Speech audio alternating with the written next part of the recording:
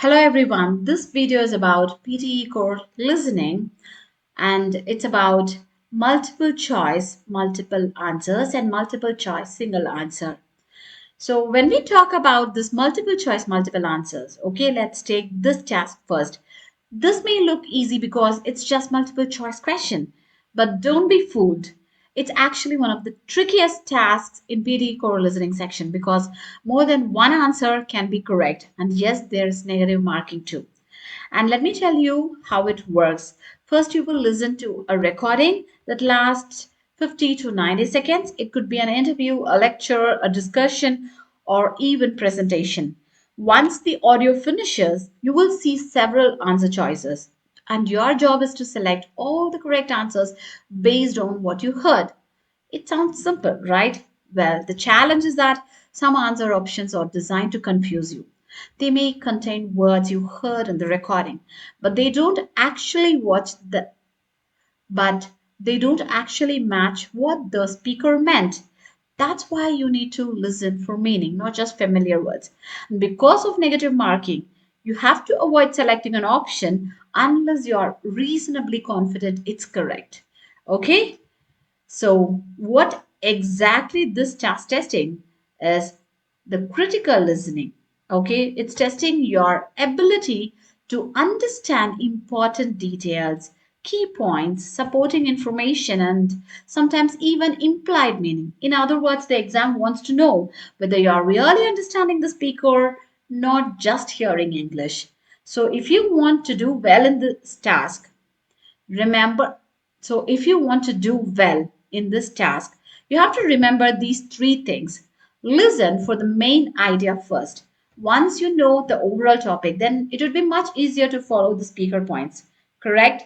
Then, second, you need to pay attention to the supporting details because these often become the correct answer choices, and watch out for the distractors. Some options may sound convincing because they use similar words from the recording, but they twist the meaning. So you have to always choose answers based on what the speaker actually says, not on words that simply sound familiar. If you can train yourself to listen for ideas instead of individual words, then you will find this task much easier and avoid losing unnecessary marks. Okay, let me play the audio for you. Listen carefully. Urbanization has significantly transformed natural habitats. As cities expand, forests are fragmented, forcing many species to adapt or face extinction. Birds, for instance, have begun nesting on skyscrapers, while some mammals are altering their diets to survive in urban settings. However, not all species can cope. Many amphibians, which rely on stable water sources, have seen declining populations due to pollution and habitat destruction. While conservation efforts, such as creating green corridors, have helped some species migrate safely, the overall impact remains concerning. Urban environments continue to introduce artificial noise and light pollution, affecting animal behaviors. Okay, so this is the audio, and let's move on to the question here. So the question is, which of the following statements are true based on the speaker's discussion about urbanization and its effects on wildlife? You have four options here, not four, five options here.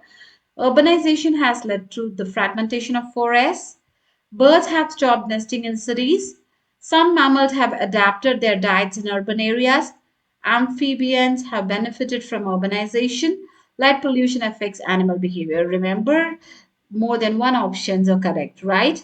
So let's see that.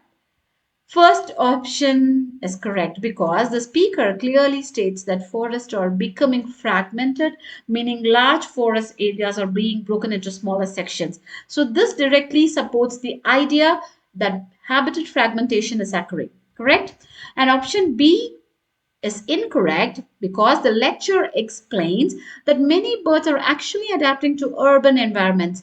The example of birds nesting on skyscrapers shows that some species are finding new ways to survive in cities rather than disappearing completely. Correct?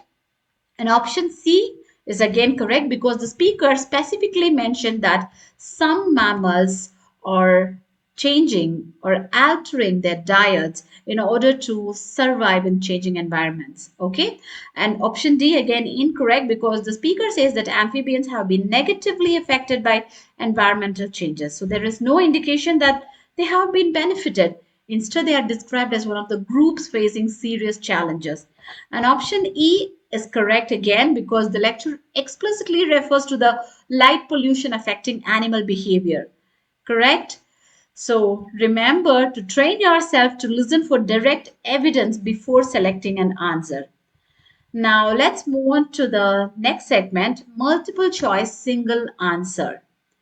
You will hear a 30 to 60-second clip, usually more focused and concise than MCMA. So your task here is to pick the one best answer that captures the main idea or key detail. And here is the challenge. All options may seem plausible, but only one is the best fit.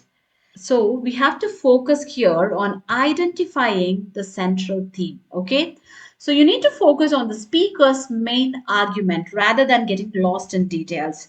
And you need to ignore extra information that might sound important but doesn't address the main point, and try to eliminate the answers that are too broad, too specific, or slightly off the topic. Okay, imagine you're listening to a speaker discussing the history of aviation. Say, for example, anyway, I think I have the audio. Let me play the audio for you. Listen to this audio now. On December 17, 1903, in Kitty Hawk, North Carolina, the Wright brothers changed history with the first sustained, controlled flight. Before them, many inventors had tried to create flying machines, but none could maintain stability in the air. So what made the Wright brothers different? Their three-axis control system. This breakthrough allowed pilots to control an aircraft's movement in three directions: pitch, roll, and yaw, making stable flight possible. Their first flight. Just 12 seconds, covering 120 feet. But that small moment led to something huge, the foundation of modern aviation. Over time, their designs evolved, shaping military aircraft, commercial planes, and even space travel. From those first few seconds in the air to the jets and rockets we see today, it all started with the Wright brothers. Their contribution remains one of the most significant milestones in aviation history. Okay, so the question here is, how did the Wright brothers distinguish themselves from earlier aviation pioneers in terms of their technological advancements and impact on modern flight? And you have here five options, and your job is to identify the correct option. So this one, MCSA, multiple choice single answer, only one answer is correct. Let me reveal the right answer for you. It's option B. Their breakthrough lay in achieving sustained controlled flight, setting the foundation for modern aviation. The key phrase in the question is distinguish themselves from earlier pioneers, which means we need to identify what made the Wright brothers different. The passage clearly states that many inventors attempted flight but failed to control it. I mean, if you listen to the audio, the Wright brothers' three-axis control system enabled pilots to maneuver aircraft effectively, which became the basis for all modern airplanes. So that's why option A is incorrect, because it talks about they constructed the very first flying machine in history. Actually, flying missions had been attempted before them, but none achieved sustained and controlled flight. Okay. And option C, again incorrect. This one is misleading if you see option C, because their first flight lasted only 12 seconds, but the significance was in achieving control, not duration. And option D, again incorrect, because the jet engine came decades later in the 20th century. Okay. Option E, it's false, as their work was purely about aviation, not space exploration. Okay, so even if an answer sounds plausible, always you should ask yourself, does this match the speaker's core message? That's the best strategy to crack tricky PTE core listening questions. So in multiple choice, multiple answers, you have to listen for specific details and supporting evidences. When it comes to multiple choice single answer, you should focus on the main idea, okay, and eliminate misleading choices. So train your ear by practicing different accents, tones, and speaking speeds. Avoid traps by recognizing the distractors that sound logical but don't match up the audio exactly.